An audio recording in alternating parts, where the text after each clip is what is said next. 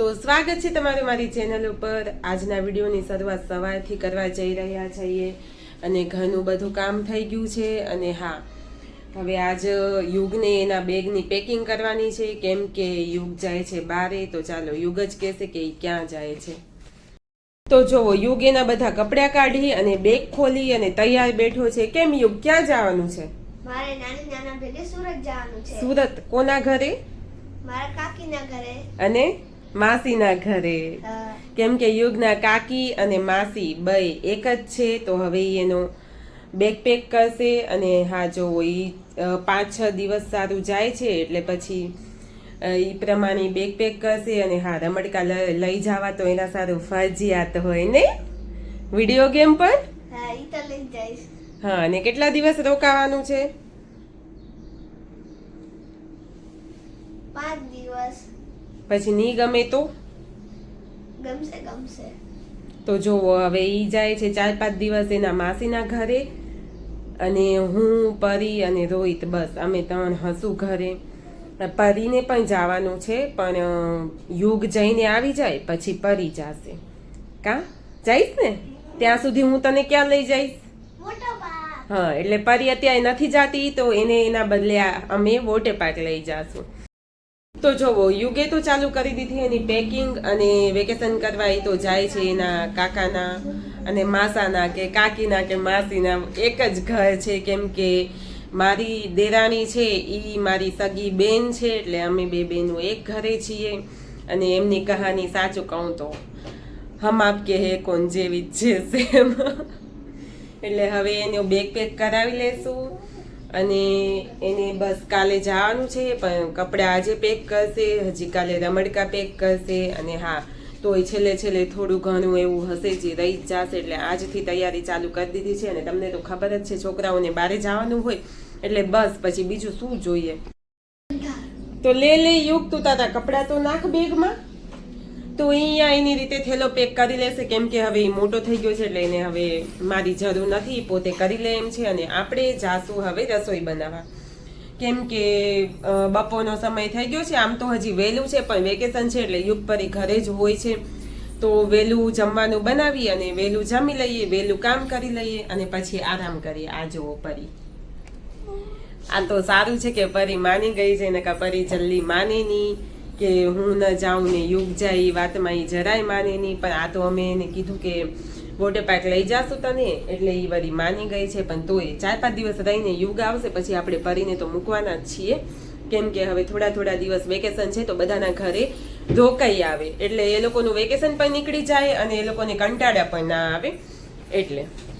તો જોવો એટલી વારમાં એને બેગ પેક કરી લીધો છે અને એને કેટલી ઉતાવળ છે સુરત જવાની કેમ કે યુગને ને એના કાકાને બહુ જ એટલે અતિશય લાગે એને ને એના કાકાને એકબીજા ભેગા બહુ લાગે છે એટલે એને 5-6 દિવસ તો 10-15 દિવસ કયો ને તો એ રોકાઈ લે એને ગમે હું એમ। તો તને મમ્મી વગર ગમશે હું? હા કે છે ને કાકાનું એને એટલું છે ને કે કાકા મળી જાય ને એટલે બસ પૂરું। પણ હા એ ભલે હા કે તો પણ આપણને ખબર છે નાનકા છોકરાને વધારે 10 દિવસ 12 દિવસ ગમે પછી ઘરની યાદ મમ્મીની યાદ આવે જ છે ને। તો જુઓ અહીંયા બપોરનો સમય થઈ ગયો છે ને બપોરે આપણે બનાવવાની હતી મેંગો લસ્સી। તો લઈ લીધા આંબા હાથમાં અને હા મેંગો લસ્સીમાં આપણે સૌથી પહેલાં મિક્સર જારમાં આંબાના પીસ કરી અને નાખી દેવાના છે કાં પછી આપણે આના બદલે આંબાનો પલ્પ પણ લઈ શકીએ અને એમાં જરૂર હોય એ પ્રમાણે ખાંડ ઉમેરવાની છે અને આ બે વસ્તુને સરસ પીસી લેવાનું છે એકદમ સારી રીતે એકદમ બારીક પીસી લેવાનું છે। અને પીસાઈ જાય એટલે પછી આપણે એક ઝેરેલા દહીંને એમાં ઉમેરી નાખવાનું છે અને પછી એમાં થોડાક બરફ પણ ઉમેરવાનો છે। તો જુઓ આંબો અને ખાંડ સરસ મિક્સ થઈ ગયા છે અને પીસાઈ ગયા છે તો હવે આપણે એને ઝેરેલા દહીંમાં નાખી દઈશું અને એને સરસ રીતે હલાવી અને મિક્સ કરી લઈશું। જો ચમચાથી મિક્સ ન થાય તો આપણે એને ઝેણીથી પણ કરી શકીએ અથવા બ્લેન્ડરથી પણ કરી શકીએ કંઈ વાંધો નથી આવતો અને એને ફ્રીજમાં રાખી દઈશું થોડીક વાર ઠંડુ થવા સારું। અને આ મેંગો લસ્સી છે એ બહુ જ સરસ લાગે છે અને હા ઘરે બનાવેલી હોય છે એટલે જરાય નુકસાન નથી કરતી કેમ કે આમાં એસેન્સની પણ આપણે રિયલ મેંગો નાખેલો હોય છે, એટલે આ જરાય નુકસાન ન કરે અને છોકરાઓને આપણે આસાનીથી દઈ શકીએ છીએ. તો જુઓ, મેંગો લસ્સી બનાવી અને તૈયાર થઈ ગઈ છે. તો હવે મેં એને એક ગ્લાસમાં લઈ લીધી છે. અને હા, યુગપરીને સજાવેલી કે ગાર્નિશિંગ કરેલી વસ્તુ વધારે ગમે, એટલે મેં એમાં ઉપરથી થોડાક પીસ આંબાના નાખી દીધા છે. અને સજાવવા સારું મેં જે મેંગોની સ્લાઇડ કરી હતી એ પણ સારી રીતે ગોઠવી દીધી છે.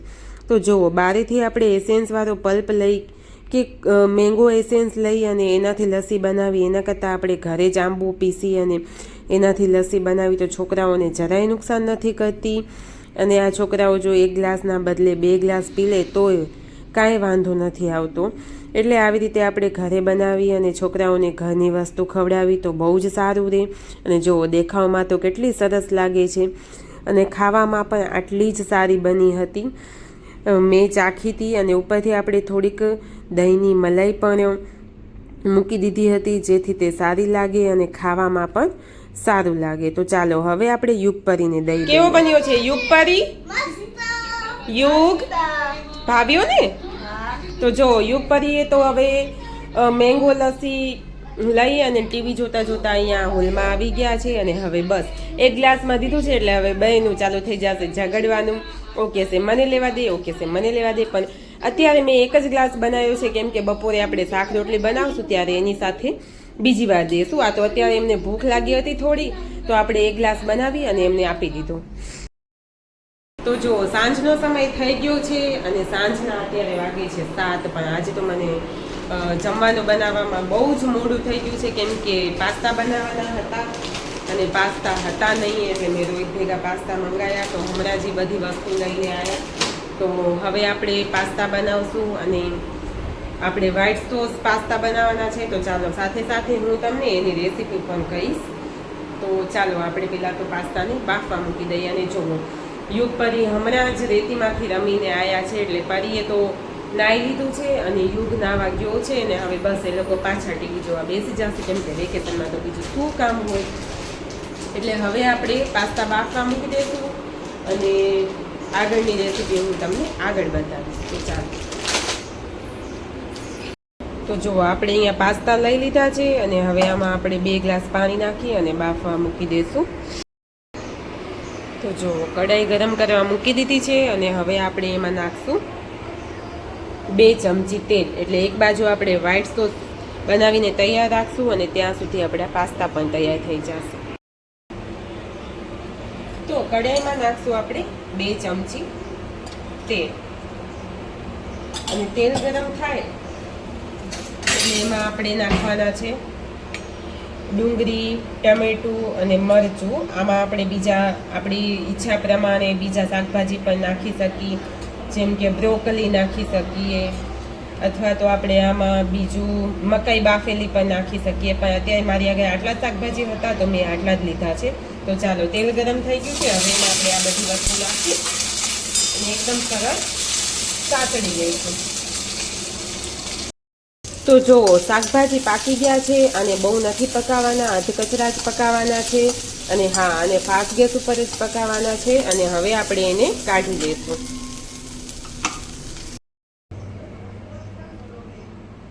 હવે કઢાઈમાં આપણે બીજું 2 ચમચી તેલ લઈ લેવાનું છે અને આ તેલમાં આપણે મેંદો નાખવાનો છે. મેંદો નાખી અને એને સરસ શેકી લેવાનું છે. અને જો કોઈને મેંદો ના ખાવો હોય કે કોઈને મેંદાની બાધા હોય તો આપણે મેંદાના બદલે ઘઉંનો લોટ પણ લઈ શકીએ છીએ. મેં પણ અહીંયા ઘઉંનો લોટ જ લીધો છે. ઘઉંના લોટને આપણે ધીમા ગેસ ઉપર તેલમાં સરસ સાતળી લેવાનું છે. તો જો, લોટ સરસ શેકાઈ ગયો છે અને બદામી રંગનો થઈ ગયો છે. હવે આપણે એમાં નાખી દઈશું દૂધ. દૂધ આપણે મલાઈ શીખે નાખી દઈશું અને એને સરસ મિક્સ કરી લઈશું. આ 1 વાટકી જેટલું દૂધ છે. તો હવે આપણે આમાં નાખવાનું છે ઓરેગાનો અને ચીલી ફ્લેક્સ.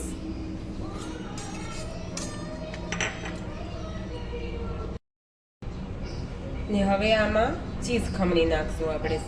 ચીઝ સૌથી છેલ્લે નાખવાનું છે અને ચીઝ નાખી અને ગેસને બંધ કરી નાખવાનું છે.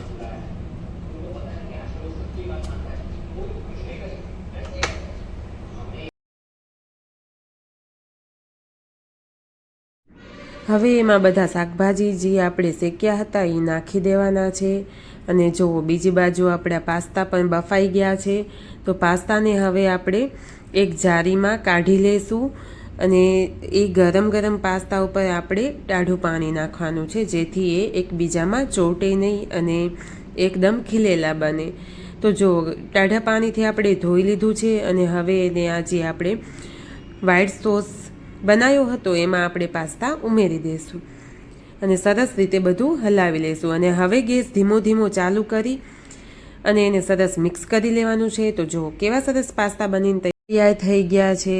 જુઓ આ પાસ્તા છે ને એ એકદમ બજાર જેવા, એકદમ જે આપણે બારે ખાઈએ એવા જ લાગે છે. અને બીજી બાજુ મારે સાથે સાથે બનાવવાનો હતો થીક શેક, કેમ કે કાલે જે આઈસ્ક્રીમ બચી હતી એને વાપરવી તો પડશે ને, એટલે મેં આઈસ્ક્રીમ લઈ લીધી અને એમાં પર્ક પડી હતી ઘરે 4-5, તો એમાં મેં પર્ક બધી નાખી દીધી અને નનકા નનકા પીસ કરીને નાખી છે, જેથી સરસ મિક્સ થઈ જાય અને પીસાઈ જાય.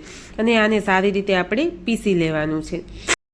આમાં મેં દૂધનો ઉપયોગ નથી કર્યો, ખાલી આઈસ્ક્રીમનો જ ઉપયોગ કર્યો છે, કેમ કે થીક શેકમાં દૂધ ન હોય, ખાલી આઈસ્ક્રીમ જ હોય. આઈસ્ક્રીમમાં આપણે જે ફ્લેવરનો થીક શેક બનાવવો હોય એ ફ્લેવર ઉમેરવાનો હોય છે, એટલે આમાં દૂધનો ઉપયોગ આપણે જરાય નથી કરવાનો. તો જો આ બધું સરસ પીસાઈ અને મિક્સ થઈ ગયું છે. હવે એને આપણે એક ગ્લાસમાં કાઢી લેશું અને ઉપરથી એની ગાર્નિશિંગ કરી નાખશું. ગાર્નિશિંગ કરવા મેં ખાલી 2 પર્કનો જ ઉપયોગ કર્યો છે. તો જુઓ એક બાજુ આપણે વ્હાઈટ સોસ પાસ્તા તૈયાર છે અને બીજી બાજુ આપણો થીક શેક તૈયાર છે. તો વેકેશન છે એટલે આપણે યુગપરીને ધ્યાનમાં રાખીને યુગપરીને જે ભાવે એ જ બનાવવાની કોશિશ કરીએ છીએ. બાકી તમને મારા વિડીયો જોવા કેવા લાગે છે એ જરૂરથી કહેજો. અને મારી ચેનલને જો સબસ્ક્રાઈબ ના કરી હોય